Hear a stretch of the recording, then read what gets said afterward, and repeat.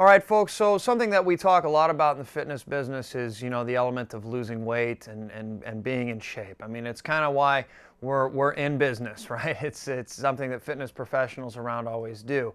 And there's a nasty rumor going around in some circles that say, like, if you're fat or if you're overweight, it's your fault. And I don't know if I'm buying into that any longer.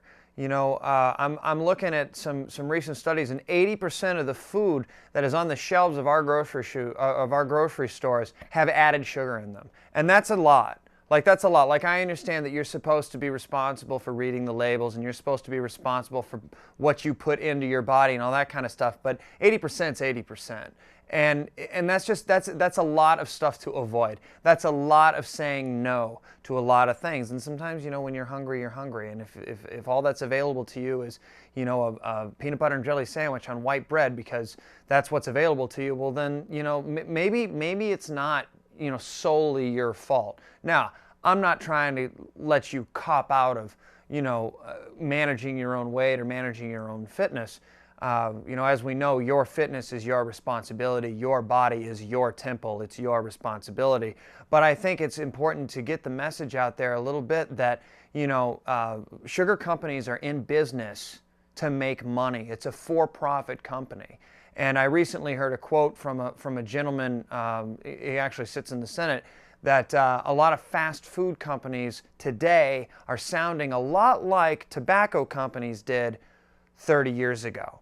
So let's think about this for a second. If you have processed food, added sugar, hydrogenated fat items that are just littered with the internal parts of your of the shelves in your grocery store, your probable best bet is to keep most of your shopping to the outside of the store, the perimeter of the store. So there's one piece of advice for you. So keep it fresh produce, keep it real meats, keep it fresh dairy. Stay out of the cereal aisles, stay out of, the chip aisles, the soda aisles. As I often talk about, those are tons of just empty calories that don't even provide real energy to you. A number that I've been throwing out a lot recently to clients is, in order to burn 1 pound of fat, like real fat in your body, it takes 3,500 calories to be burnt for 1 pound. Now, people are trying to sell programs where you can lose 20 pounds in 20 days. I don't know how that's possible. You might be able to shed that weight off of a scale. Certainly if I stop eating today and I stop drinking water and I go for a run, by tomorrow I'll probably lose 5 pounds. But that's not real.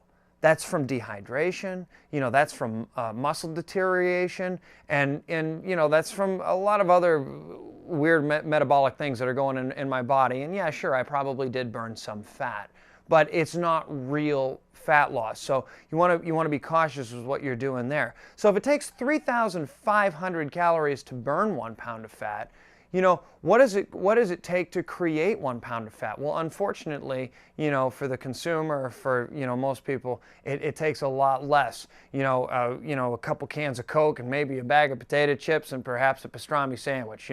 With no activity. I just named off a lot of things that are high in sodium, high in fat, and they don't have a whole lot of nutritional value.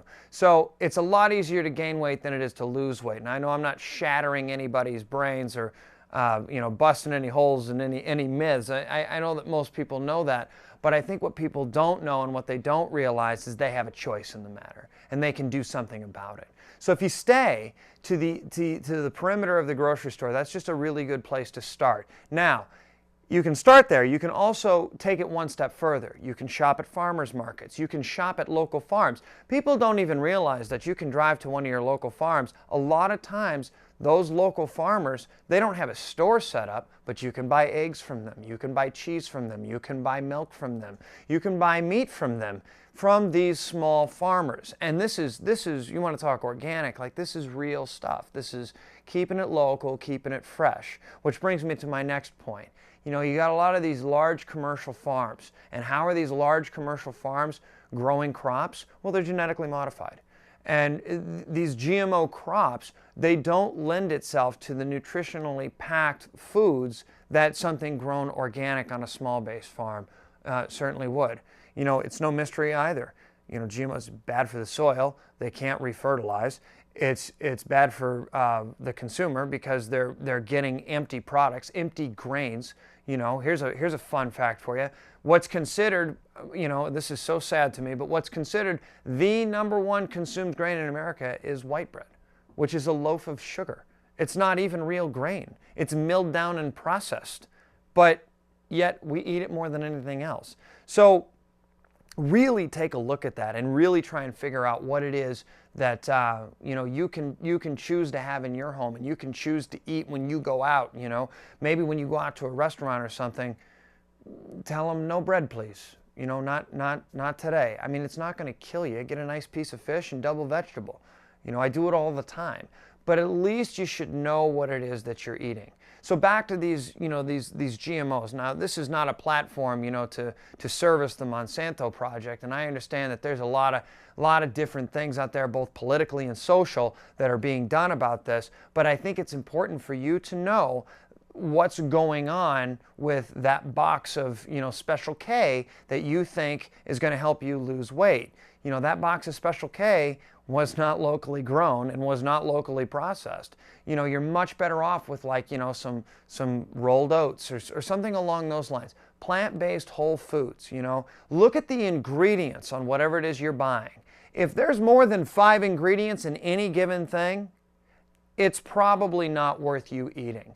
You know, I want, you know, my apricots to have 1 ingredient, apricots. You know, I want my tomato sauce to have, you know, 3 or 4 ingredients, including like garlic and salt and tomatoes. You know, I can't believe that, you know, there's some places that is actually documented that tomato paste is listed as a vegetable, and that's just gross and weird on a couple of different levels. But I'll let you decipher that out, you know, on your own time. But the last thing I'll say about these GMOs is that's where the food is coming from that you get at McDonald's, at Burger King, you know, at other fast food restaurants. Like, they're serving these GMOs because they're cheap and they're easy, you know. And just like anything else, like, cheap and easy is usually the enemy. Like, if I were to stand up here and tell you that you could lose 20 pounds in 20 days, there's a catch. The catch is that's not real.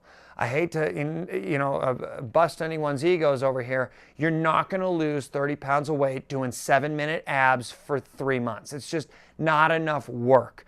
You know, as a matter of fact, a good friend of mine who's also a personal trainer, he'd say, I think he crunched out the numbers, you know, no pun intended, that it would take something like 33,000 crunches to lose 15 pounds of weight. Like, that's absurd. No one can do that, you know. So what it takes is it takes a little bit of action in the kitchen. It takes a little bit of action in the gym. And if you think you need help with this stuff, well, you need to come down to Try Jake Fitness, or at least go to tryjake.com, because we're on top of it. Like, we're working on the most cutting edge stuff there is. We got integrated nutrition, we got weight loss specialists, we got 3 of the best personal trainers in Wellesley, and it's all right here for you. So what you need to do is you need to look us up. So get online, do something for yourself. Don't wait till tomorrow. Don't start till tomorrow. Do it now. Because if you don't do it now, when are you going to do it?